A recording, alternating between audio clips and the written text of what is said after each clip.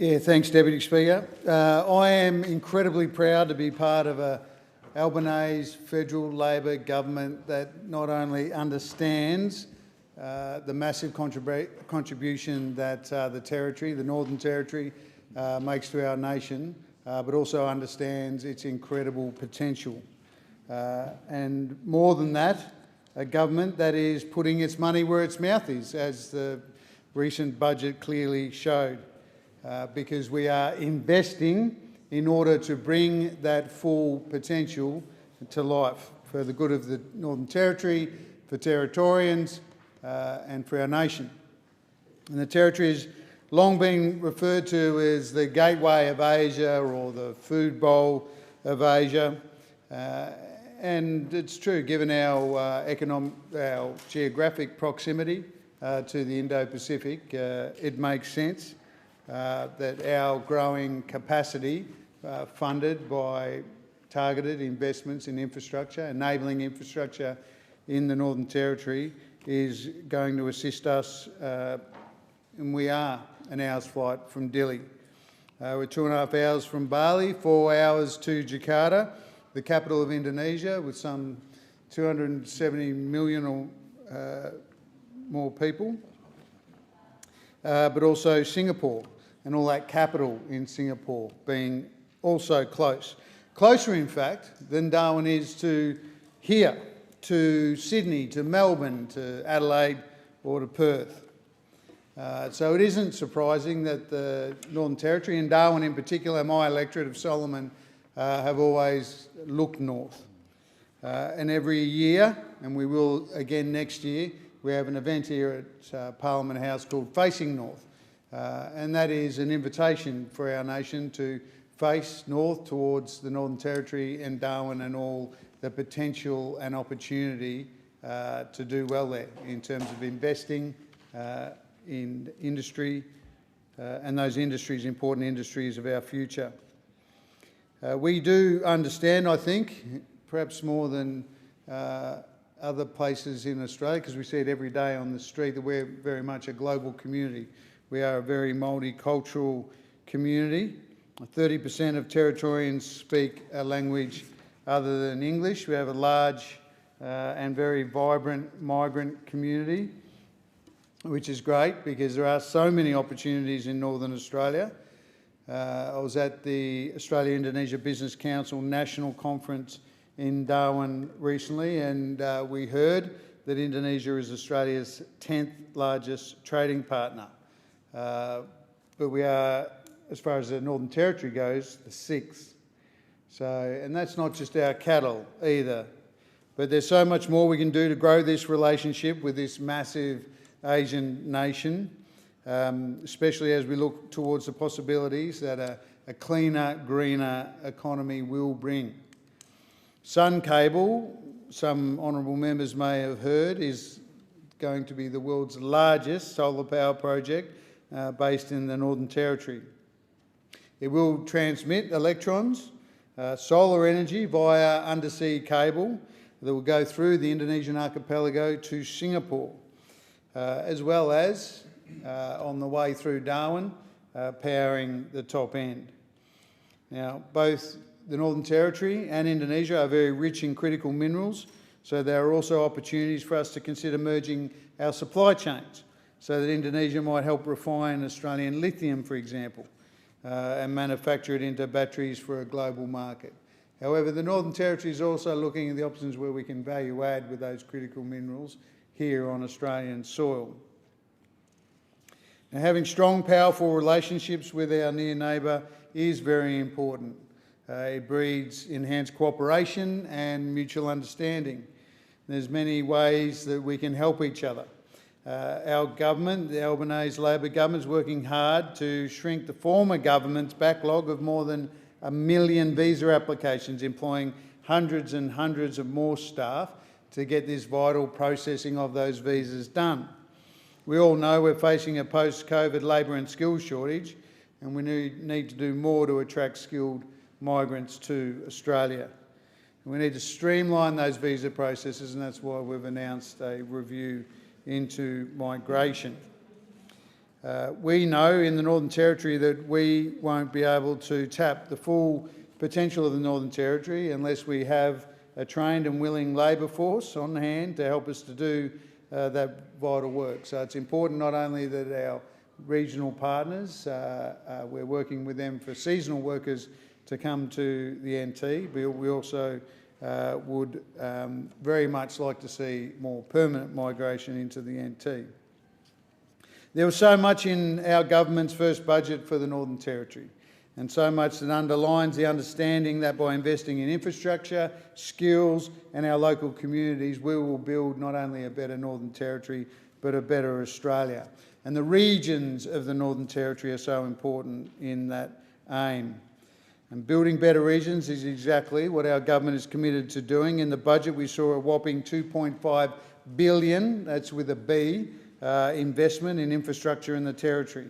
So that includes the much discussed $1.5 billion for the Middle Arm Sustainable Development Precinct, which will house sun cable, as I previously mentioned, but also clean, green hydrogen production, ammonia production, which are essential to our pivot towards renewables. And I'd like to see the manufacture also of solar panels and a data storage centre located in that precinct as well. But we have committed the funding for that enabling infrastructure. We also know that water security is essential, and we're investing $300 million on shoring up Darwin Region's water supply program. Obviously, water is one of our most precious resources. We need to future-proof our water supply, and a lot of people might be thinking, well, the top end gets a lot of rain during the wet season, and we do, but we also need to capture some of that so that we can fuel with water our industry and make sure that we've got secure water supplies to grow our population, to grow the Territory sustainably. Obviously, future-proofing our water supply as we face a warming planet is going to be important. It's going to make us more resilient for the future. But the Albanese Labor Government, our government, will work with the NT Government to return the Mountain Dam to service and critical water supply upgrades to the Strauss water treatment plant, the transfer pumps and the pipelines. The project will also fund pre-construction activities to further develop the Adelaide River off-stream water storage project, which is known as Arrows, and I actually took a fly over the Arrows project recently with the Infrastructure Minister, Catherine King, to show her this incredible natural basin that will greatly increase our water storage capacity, taking the peak flows, a small percentage of the peak flows of the Adelaide River into this basin, so not damming the Adelaide River, but a basin adjacent to the Adelaide River, and that will greatly increase our water security into the future.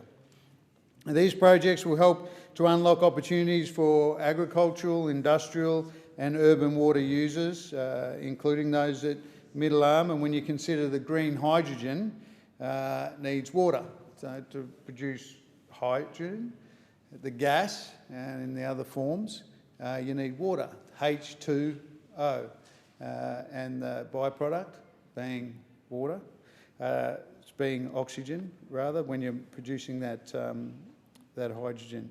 And when you've got a process where you've got distilled water and oxygen being provided, as well as an important gas for the future, that is all good. The budget also focused on delivering over $1 billion in roads funding to the Territory, because our government understands that a country with good roads has more secure and resilient supply chains and a safer community. In my electorate of Solomon, that means almost $30 million for the Tiger Brennan Drive overpass at Berrima Road, a very dangerous intersection where we've lost many lives, as well as the lives that will be saved, I'm sure, by this overpass of Berrima Road over Tiger Brennan Drive. It will also be great for productivity. Productivity advances in that there will no longer be that bottleneck at that intersection, and we can get product straight down to the East Arm Wharf and straight off. Now, that commute on Tiger Brennan, about 20,000 Territorians take that each day. So as well as making it easier for trucks to get in and out of the port, making it safer, as I mentioned, it's going to be great for productivity. It's a significant investment, but it will pay real dividends. We've also committed almost $30 million to new Commonwealth-supported university places at Charles Darwin University, which is the Territory's university, and that was the largest commitment to any single university in the country.